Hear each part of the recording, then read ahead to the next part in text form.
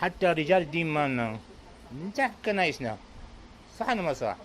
كنايسنا موجودة، ما نقدر نصل للكنيسة، لأن الوضع مغلوم، يعني مغلوم، يعني مو ناحية ما تبي من يقتلك. لا قبل 2003. ايه قبل 2003 يعني وقت صدام. ايه وقت صدام، قبل هاي الاشياء، يعني المسيحيين بشكل مو ناحية شو اسمه الارهاب موجود بشكل ارهاب عندهم. شنو الارهاب مالهم؟ المسيحي ما يخلونه حتى يشيل راسه، دائما يشون مبذول، ذلول. القرآن ما يمكن يشيل، لازم يذلون المسيحي، دائما مبذولين. يعني حتى ما جاري حاس على حايط مسلم انا مسيحي، هي على اساس تجاملني، على اساس ان هي خوش ناس، اشجع تخلي، اخاف يصير عليكم يا مثل يجوا يسحلوكم يقتلوكم، ايش اقلبوا علينا على البيت حتى لا يقتلوكم. So he said like he's speaking about Muslims in general currently. He says like even before 2003 there was still problems like against Christians in Mosul. And even his neighbors who were like at the same wall, sharing the same wall with them, they were like sometimes telling them like if you felt any persecution, if someone attacked your house and invaded it, you can come to our house like through the wall. They were Muslims or? Their neighbors who were Muslims, yes. But he said like I wouldn't trust her at all because she's also a Muslim and she will not be better than those who will attack me. لا تقول بس تقلبوا علينا في سبيل نحميكم، بس كذب بعد 10 ساعات تقلنا لا تدخلنا، نحن ما نأمن، يعني لازم نعطي خبر عليكم بهالشكل. شلون تثق بها؟ هسه انت ماي فريند ما صدق صديقي، اصدق تمام ما تمام تظهر، بس ما يكون اخ له، بس لا تصدقوا يطعنك من وراه بهالشكل. يعني دائما تطعنهم ما تعرف هاي حياتنا مأساة. So he said like our life was miserable. We cannot trust them at all. Like they tell us like even if we protect you and keep you in our house, don't trust us. We will have to tell them about you, that you are here and we are protecting you. So don't trust any one of us. Okay. ما كلام شوف حبيبي، حتى هم دينهم ايش يقول؟ المسيحي مالهم وفلوسهم واعراضهم كلها ملك لهم، يعني استعملوا به ما اشكال. يعني هذا ايمانهم، هذا ايمان يوصلهم لهالنتيجه. So he says like in their religion it tells them that Christians like their money, their property, their women are all available for you, for the Muslims to take it, and it's allowed for them to take it and have it. Okay, and did they have the same vision? Like I know when he was younger, like when he was 20 and his parents, did they have the same vision? زين عمو مثلا من كتب ايام شبابك كان عمرك 20 سنه خلينا نقول 25 سنه كان نفس الشيء مع الاسلام لو هسه صار تغير؟ حبيبي نحن عايشين بحكمه، انا عايش بحكمه، انا تمام مريت بحياه عايش بحكمه. ليش عايش بحكمه؟ المسيح يعني منا قال لنا ايش؟ قال لنا الحكماء كالحياه وبسطاء كالحمام. دائما نحن عايشين، يعني مرينا بهاي الظروف، مريت بعسكريه بعمل ما عمل، دائما يدقون على المسيحيين. وانا كمسيحي اثناء من جاء عبد الكريم قاسم، انا كواقف نور سعيد، لما جاء عبد الكريم قاسم صوت شلون؟ انا جندي صوت ايش قال عبد السلام عارف وياه والنايب ماله مضاربين بيناتهم وان جندي. جمال عبد الناصر ايش قال له؟ قال له شلون ما مع عبد الكريم قاسم؟ ايش قال ما تأمنوني انا اقصى عليه ترقد بي. وعاش عمل ثورة الشواب، انا جندي بثورة الشواب، فذاك جندي بثورة الشواب الله لا يشوفها. يعني مأساة أزيد من هاي، يعني عشنا في معيشة وانا عاشته بحكمة. يعني المسيحي يعملوا بيك هكذا، هي مع المسيحيين هي الوضع كلها صار الشكل. بعدين انعكس على المسيحيين، بعدين ايش رجع انعكس على من الشواف لما قتل الشواف. المسيحيين عندهم ايمان، ايش قام بالجوامع كل اشياء المسيحي هو شيوعي، الشيوعي هو كافر. نحن لا، ليش؟ نحن مسيحي. من هذول الشيوعيين كان بالجوامع، هذول الشيوعيين ايش كانوا يعملون؟ يخطبون يعني العلماء يخطبون بالجوامع، يطلعون من الجوامع مالهم حتى يقتلون المسيحية بهذا الشكل. He's speaking about the period even before Saddam Hussein with Abdul Karim Qasim, like the first president of Iraq after the change of Iraq from a kingdom to a republic. After like he was killed, etc., through socialists and so forth. They like people like Muslims start to say like in the mosques that to teach them that Christians are socialists, and which means they are infidels, and like you should not like participate with them or like contact them or anything. But he said like we lived through all of that through wisdom, because Jesus Christ told us be as wise as snakes and as simple and humble as pigeons, as doves. So he went through all of that, and there was even persecution through Christians like even before that time. علاوة على هذا يعني منا حاقدين علينا بشكل على المسيحيين. نحن مثل هجزنا بالنقلة، هجزنا بأشياء يعني وانا واحد يضربنا نتكي شكل نبيع أموالنا، نبيع بيوتنا، نبيع أغراضنا.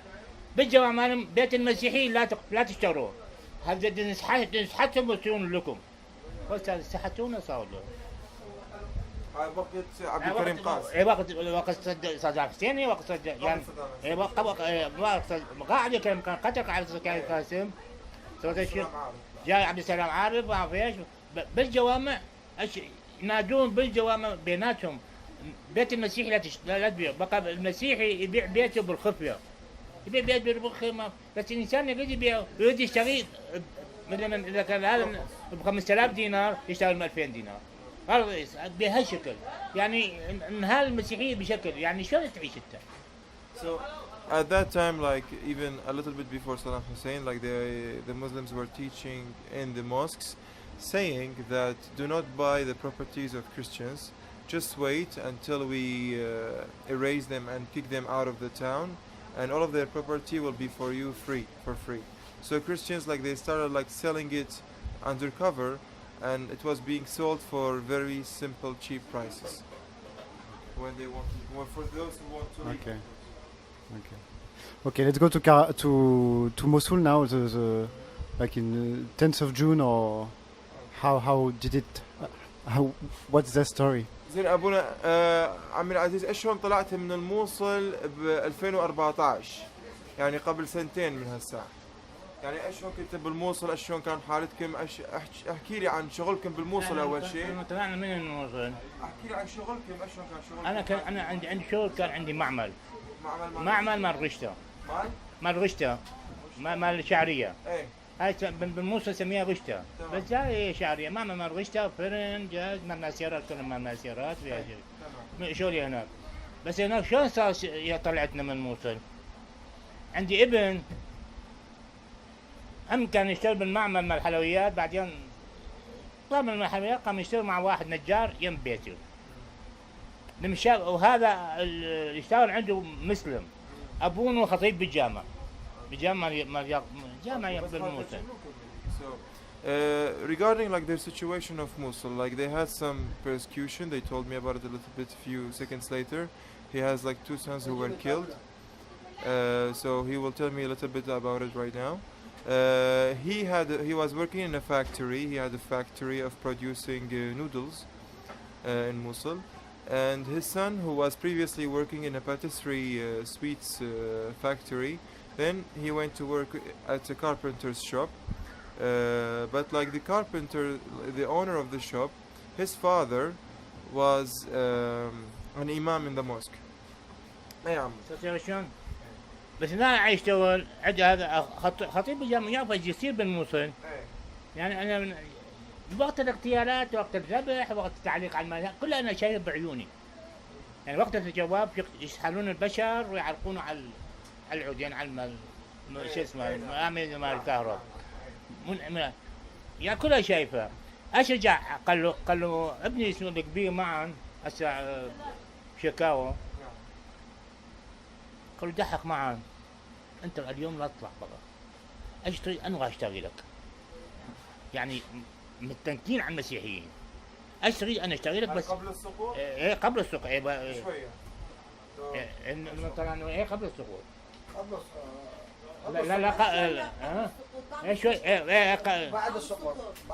بعد السقوط. بعد السقوط. لان انا ما يبني سبع اختيارات صار. احكي لنا على اللي توفوا الله يرحمهم. لا بعد ما وصل حتى ما لا قال عليه. بعد ما قال عليه. والله يحفظك عليه. على شيء مال على سعد وراعد. على سعد راعد. سعد راعد بعد السقوط. تمام. بعد السقوط سعد راعد جاء هو خطيئة أبوه وأخونه. نحن بالبيت قد جاء عنده هو ترنكي ماخذ حداد بالصناعة. هو أخونه راح فترة يشتغلون. جاء علينا إرهابيين. المسلم ما حكوا معنا. أخذوا هويته مسيحي راسا أو مسيح ما قالوا مسيحي راسا جغل رشاشة. أخونا جاي ايش قالوا أخوكم ضرب بده يجي. أخونا شلون ضرب هو شاف أخونا ضرب اثنين واحد واحد اثنين ضربوا. هاي القصة. بلغنا عافية. بلغنا صوت شلون اجى ابني معا قال لي بابا ما حسيتك الا سعد وراعد قتلوه. ولا شو تعيش انت. وجاء ايش قالوا هذا محمد ايش قالوا المعن. قالوا اقعد بالبيت لا تطلع برا.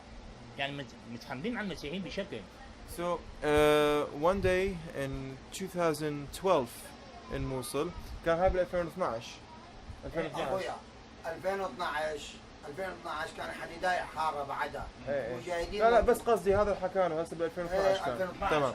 اوكي. ساعة 2010. اوكي. So in 2010 22/11 2010. okay, pardon me. In the 22nd of November 2010, okay, the following happened. His three sons, one of them who was working at the carpenter shop at that day, the owner of the shop told him like to stay at home today and never get out, and told him like if you need anything I'll bring it for you. He didn't know why he say that, but at the same time his two other brothers who were at the market working as car mechanics, they just like all of a sudden they were in the big market, like it was a big shop, a lot of shops and so forth. A group of terrorists invaded the market over there, and they started like checking the IDs of everyone in the market. And the Iraqi identification card, you can, if you just flip it, you will see the religion written on it. Okay, so they started to check the ID cards of each one of the people who over there. When they arrived to them, they asked him for his ID. They saw that he was Christian. They just knocked him down and killed him directly with a AK47.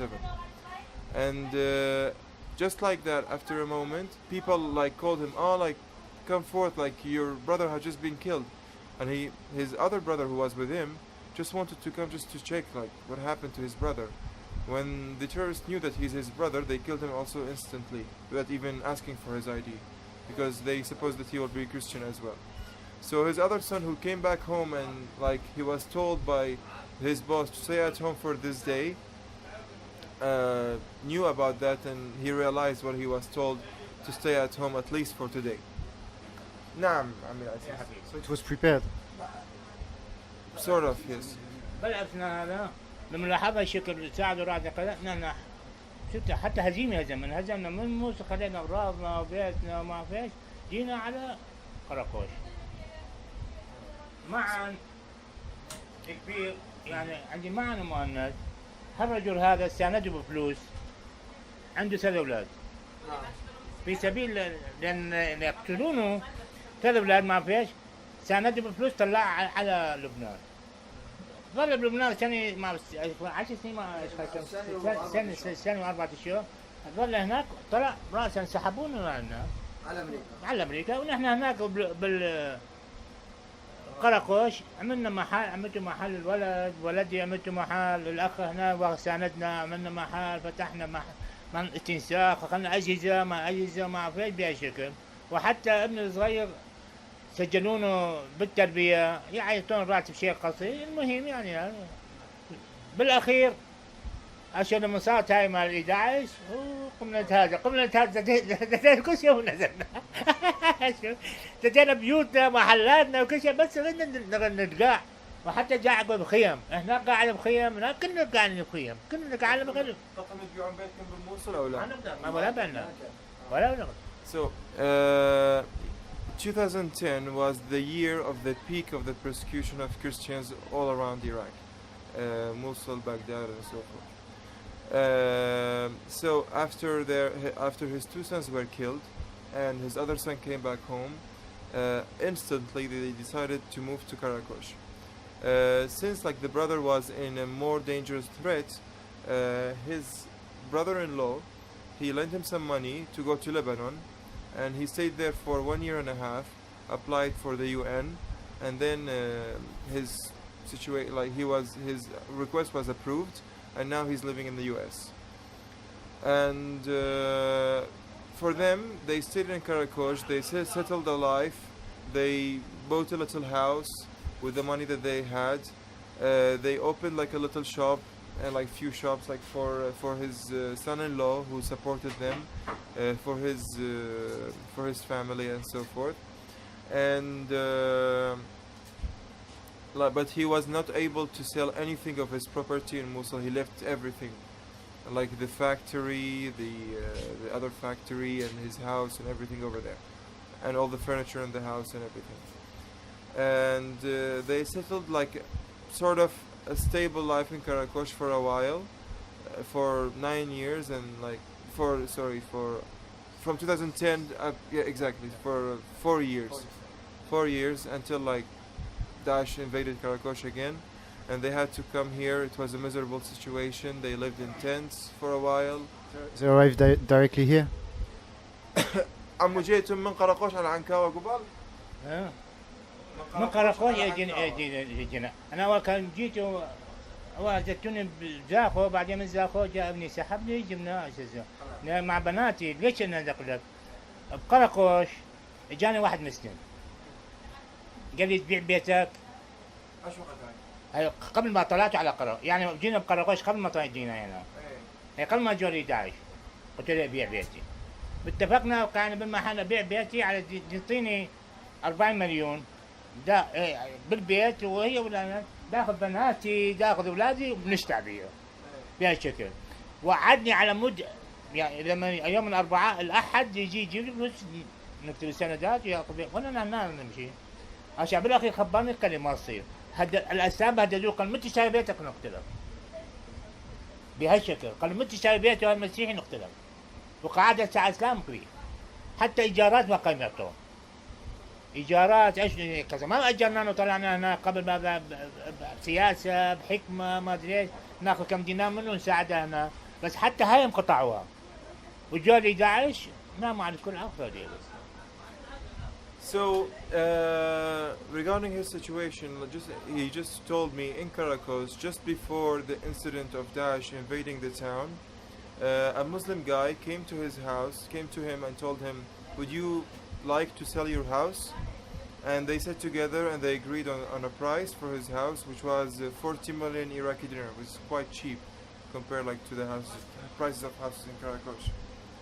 And after they agreed and everything, and like they promised each other that like he will bring him the money like in a certain date, he called him again and told him like, I'm so sorry, I cannot buy your house anymore. It cannot happen because I was threatened by an Islamic group, and they told me like if I buy that guy as a Muslim, so I'm like if I buy your house, I'm going to be killed. So that's why like he wasn't able to sell his house, because he was planning like to sell it and like leave like the country and go maybe apply for the UN and لا ما